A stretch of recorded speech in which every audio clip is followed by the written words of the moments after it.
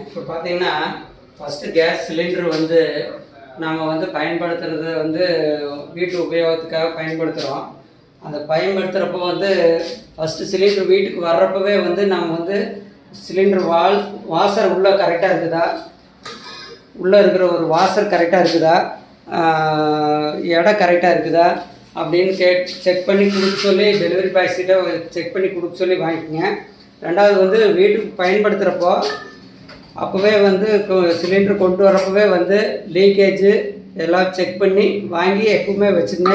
உங்களுக்கு எப்போ தீர்ந்தாலும் நீங்கள் மாட்டுற மாதிரிக்கு பயன்படுத்துகிற மாதிரிக்கு செக் பண்ணி வச்சுக்கங்க. இந்த மூடி வெள்ளை கலர் மூடி இருக்குது, இந்த ஒயிட் கலர் மூடி போட்டு வச்சிட்டிங்கன்னா கேஸ் வெளியே லீக்கேஜ் எதுவும் வராது. அடுத்தது அப்போ அடுப்பில் கனெக்ட் பண்ண பிற்பாடு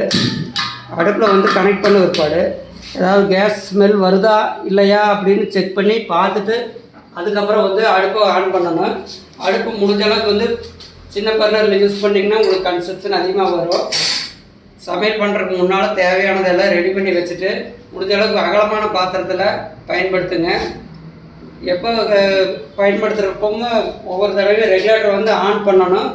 அதுக்கப்புறம் ஸ்டவ் ஆன் பண்ணி பயன்படுத்துங்க. இப்போ சமையல் வேலை முடிஞ்சிடப்போ ஃபஸ்ட்டு ரெகுலேட்டர் க்ளோஸ் பண்ணிங்கன்னா இந்த டியூப்பில் இருக்கிற கேஸ் எல்லாம் ட்ரை ஆகி அடுப்பு ஆஃப் ஆயிடும். அதுக்கப்புறம் நீங்கள் அடுப்பு க்ளோஸ் பண்ணி வச்சுக்கலாம். அடுத்து நெக்ஸ்ட் டைம் பதிவு பண்ணுறப்போ ஆன் பண்ணுறப்போ ரெகுலேட்டர் ஆன் பண்ணி அதுக்கப்புறம் லைட்டர் அல்லது மேட்ச் பாக்ஸு கையில் ரெடியாக வச்சுட்டு அதுக்கப்புறம் நாஃப் திருவி பயன்படுத்துங்க.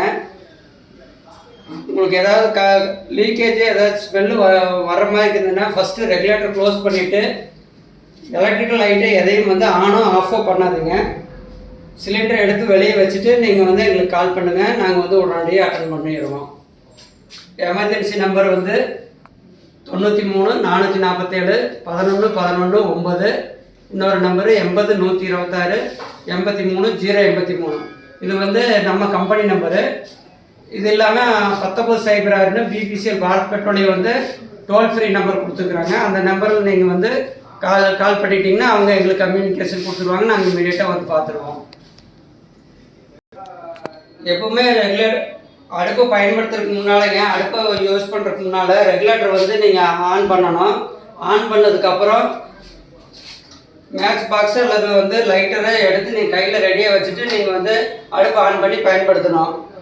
சமையல் வேலை முடிச்சுட்டிங்கன்னா ஃபஸ்ட்டு வந்து ரெகுலேட்டரை வந்து க்ளோஸ் பண்ணிடுங்க. சமையல் வேலை முடிஞ்சதுன்னா ரெகுலேட்டர் க்ளோஸ் பண்ணிடுங்க. அதுக்கப்புறம் இந்த டியூப்பில் இருக்கிற கேஸ் எல்லாம் எரிஞ்சு அடுப்புலேன்னு ஒரு பாடு ஸ்டவ்வை க்ளோஸ் பண்ணி வச்சுருங்க. டியூப்பில் வந்து எக்காரணத்தை கொண்டு கேஸ் வந்து கன்சப்ஷன் அதில் இருந்துகிட்டே இருக்கக்கூடாது. அதே மாதிரி ரெகுலேட்டர் வந்து ஒவ்வொரு தடவையும் நீங்கள் வந்து உபயோகப்படுத்துகிறப்ப ஆன் ஆஃப் பண்ணிக்கிங்க. சில பேர் சிலிண்டர் மாட்டுனதுக்கப்புறம் ரெகுலேட்டர் ஆன் பண்ணால் அடுத்த சிலிண்டர் தீர வரைக்கும் அதை பயன்படுத்துறதே இல்லை, ஆன் ஆஃப் பண்ணுறதே இல்லை. ஒவ்வொரு தடவையும் நீங்கள் ஆன் பண்ணுறப்பமே ரெகுலேட்டர் ஆன் பண்ணுறீங்க, சமையல் முடிச்சுட்டு மறுபடியும் ஆஃப் பண்ணிடுறீங்க. இதை வந்து கண்டிப்பாக கம்பல்சரி பண்ணிக்கோங்க.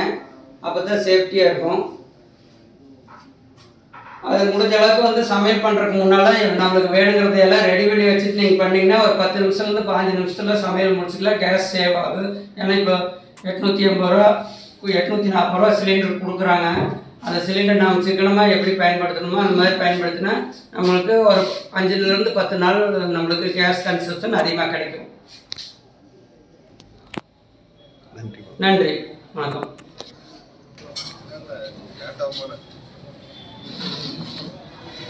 சரி,